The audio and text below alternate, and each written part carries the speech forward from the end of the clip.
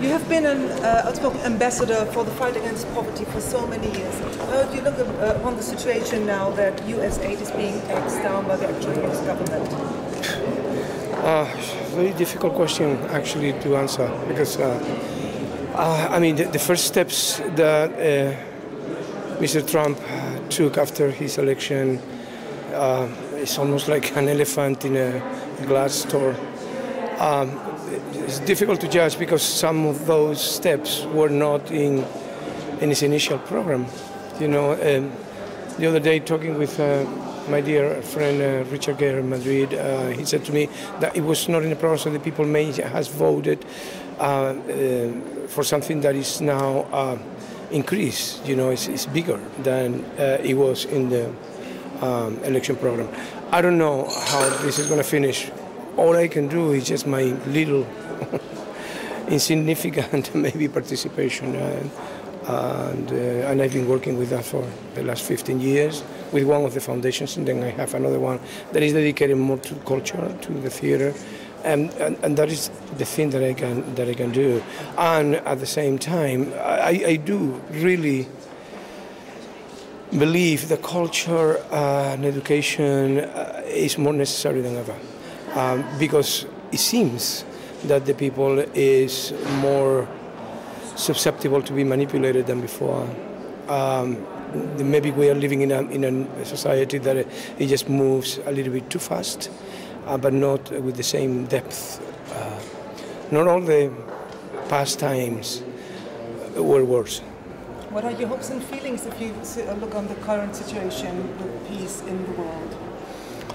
Well, you know, whatever move for peace is good, but we have to think what is the price of that at the end.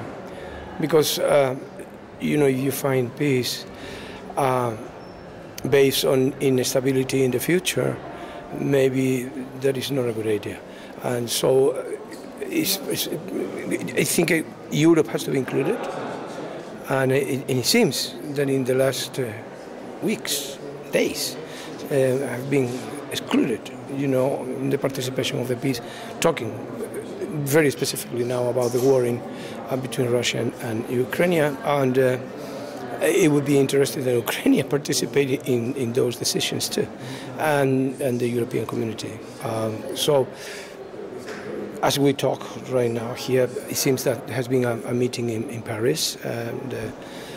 So the European community or the European countries individually together, they may come with some kind of a resolution to put on the table, and let's see how the United States is going to just take that. And so all of that is right now on the table, but what we all want, I think, is just a peace that is, you know, that can be long in time. How important is an event like Cinema for Peace and engaging here?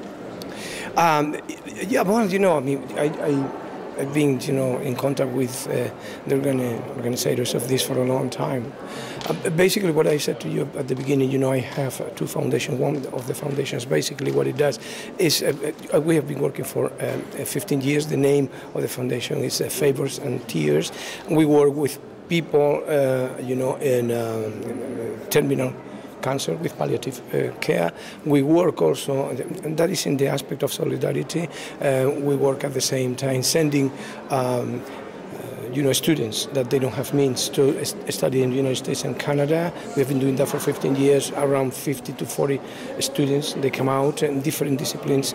And at the same time, we work with a foundation that is called Corinto, that basically what they have supermarkets that they work for families in need.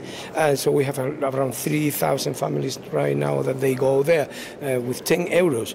They can just take food that probably you have to spend maybe 500. So it's good in that side. And then we have another one that is more cultural, that is attached to the project of the theater, Teatro del Soho in Malaga. And basically what we do is just to provide tickets to people that cannot pay for to go to the theater, because my company is a private company, but a non-profit, highly professionalized but non-profit. So the shows that we do are very expensive, and we have to take the tickets are very high. But what we do is just to go to neighborhoods that don't have means, and we bring kids, we bring old people, and we put them in the theater so they can just. And at the same time, we just collaborate with scholarships. We do a scholarship for technicians in theater. Basically, we prepare people like sound design, lighting design, theater technical theater chiefs. We have also regiduría in stage manager, and so custom designers, makeup, a number of things that are not actually acting, but are people that support the acting thing. So that's what we do basically with these two foundations. What I do, I president of the two of them, the patronate move in that direction, and one of them has 15 years old, the other one is 5 years old, and I suppose that's what I am here. That's amazing. Can we ask Antonio, Bob, to join you for a question, maybe together? Very well. Good. Very well. Yes. So what can everyone do to bring peace into the world? What do you think? Go to bed. He said if we had the answer, we wouldn't be here. We would be now in the parliament of our nations or in the parliament of the European community. It's very difficult for us just to have an answer. Maybe talk. With meaningful words and things that actually. What we cannot do is just to hit each other in the way that we are doing. The situation is very dramatic. It has been very dramatic, also in the 20th century. But it seems that we don't learn. I don't find what I see is that we don't find an answer in the new technologies because it seems to accelerate processes, mental processes. As I said to you before, things seems to be faster, no better. Probably that's what I am doing theater, because I thought that in theater I found a space for truth. Different truth, it depends who is talking, right? Who is directing, who is acting, what is the ideology of the play. But there is one truth that is objective, which is a group of people in front of another group of people. That congregation is beautiful, and it has been going on for 3,000 years. So it makes sense, But there is a deficit of attention, and I can see that now in young people that.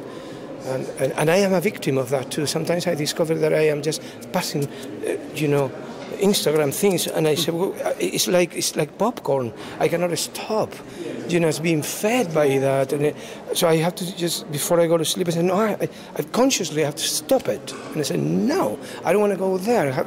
I want to smell paper and read a book and probably get a little bit deeper in whatever thought I have.